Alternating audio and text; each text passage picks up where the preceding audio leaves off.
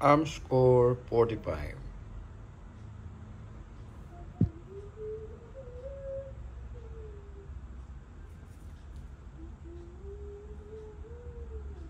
So, yun.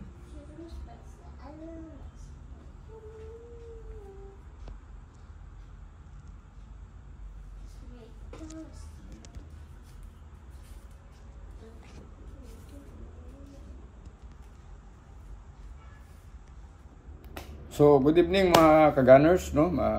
Tropa natin sa One Gun Pilipinas at sa mga sumusubaybay po sa ating mga vlog, no? This is Corexman. So, ngayong gabi, siguro bago nagsimula yung video, naman napansin nyo may baril po tayong pinakita, no? So, yun. May project gun po tayo. Itong baril po na ito ay baril po ng isa nating opisyal sa Bureau of Jail Management and Penology. Malapit po siya sa puso natin, kaibigan na rin natin at the same time, ano.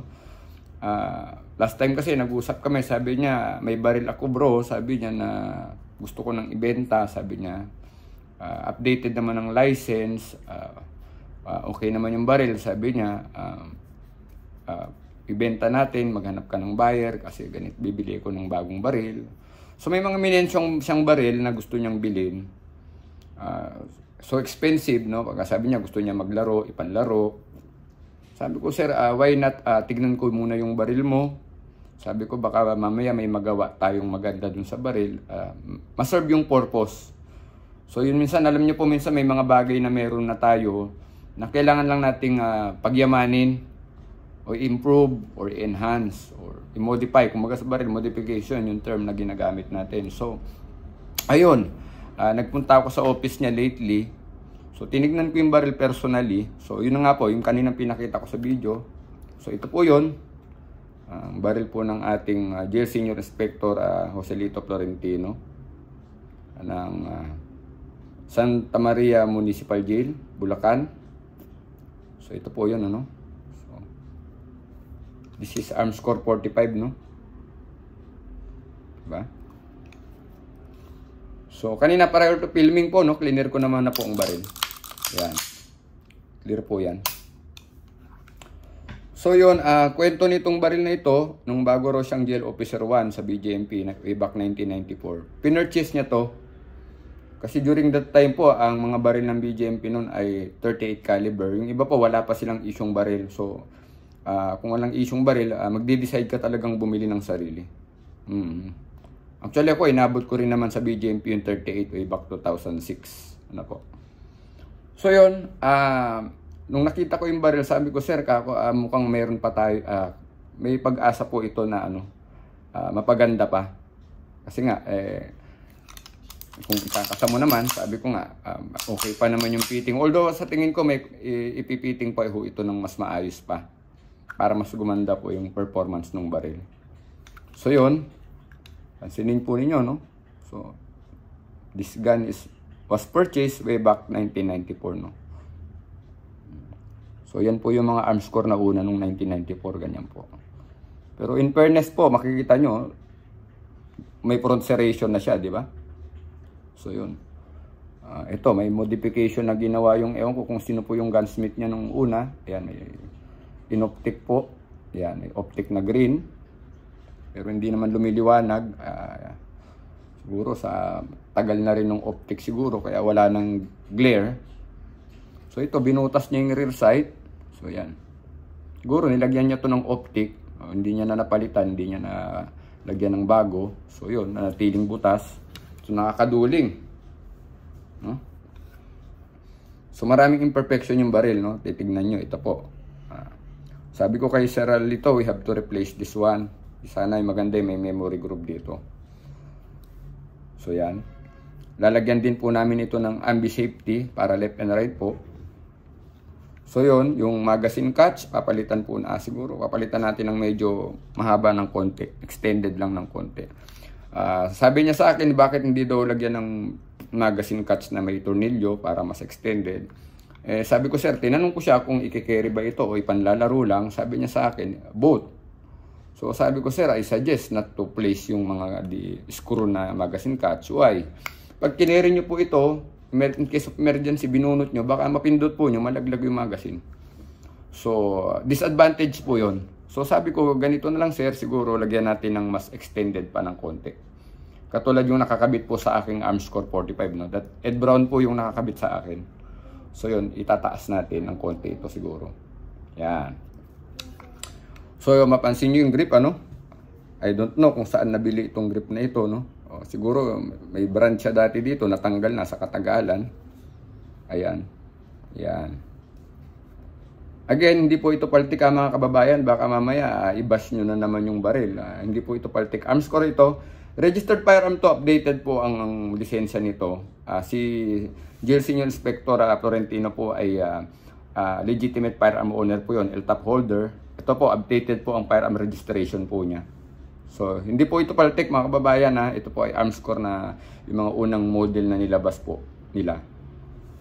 So, palitan natin yung grip siguro ng maganda-ganda. So, yan. Ito, mapapansin nyo po yung extractor niya, no? Medyo nakausli. Ayan, nakausli, no? So, ipa-flatten natin yan. Ayan, ipa-flatten po natin yan. Ayan, pansin nyo. So, yun. We don't know. Parang may paplano rin kaming palitan to ng barrel. Actually, pinagkatiwala nito ni sir sa akin na kung ano daw ang maganda gawin ko rito sa baril niya. Sabi ko, sige sir, papangako ko, pagbalik po ng baril ninyo, hindi nyo na po ito kilala, no? So, yun. Hopefully, masatisfy natin siya, no? Pagbalik ng baril, kung magugustuhan po niya yung gagawin nating concept dito sa baril. Sabi ko nga sa kanya, sir, kung may pimp my ride, meron naman tayong pimp my gun. Yun po, oo. So, yun. Hari nawa, magkaroon ng magandang resulta po ito. Sabi ko nga po sa kanya, baka magkaroon po ako ng programa na Corexman Tactics, Pimp My Gun. So, yun. So, Corexman Tactics, Custom TV. Ayan. So, after a week po, abangan natin. Tignan natin kung anong kalalabasan po nitong project natin na baril na ito. So, hopefully, mapaganda natin. Itong site po talaga ako medyo nalulungkot ako sa ginawa sa site Pero siguro lalagyan natin ito ng Ken site. Ken site po siguro. Ken site po ang ilalagay natin. Ayan. So after a week po, magkikita-kita po tayo ulit. Ipipresent ko ulit sa inyong baril para makita nyo kung anong kalalabasan. Tapos kung mag-comment na po kayo kung sa tingin nyo maganda po ba yung ginawa ni Corexman doon sa baril o hindi. So I need your feedback po. So anyway, enough of this. So yun nga pala, double safety, grip, yung front natin slides rito, flat, palit ng front, palit ng rear, palit ng beaver tail, straighten ang backstrap. Tapos yung kulay po, surprise na po, hindi ko nasasabihin sa inyo kung anong kulay po gagawin natin dito.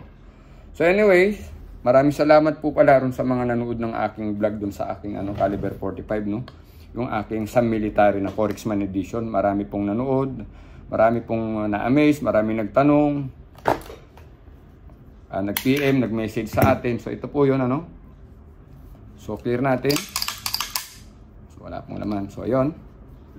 Ito po yung ating baril na blinag nung nakaraan It was made by Shooter. Ginawa ito para sa akin po ito. Yan, may logo po natin. Yan, Corexman. Sana nakikita yung logo. Yan na po. So ito po yung Sam Military nila Napakaganda po. Ito po ay ginawa nilang blood finish kasi ito po yung kasi gusto ko talagang kulay. So hopefully maglabas po ng ganitong model si shooters na ganito po ang finish, ganito ang itsura So sa mga nanood po ng vlog, maraming salamat. Sana nag-enjoy po kayo nakita niyo yung accuracy at reliability ng itong baril na ito. So yun lang po. Next week kita-kita po tayo para po sa ating sa resulta po ng ating gagawin dito sa baril po nito ni Sir Jail Senior Inspector Florentino po ng Santa Maria, Bulacan Municipal Jail. So sir, magandang gabi po. Abangan po ninyo. Sige po. Ingat po tayo.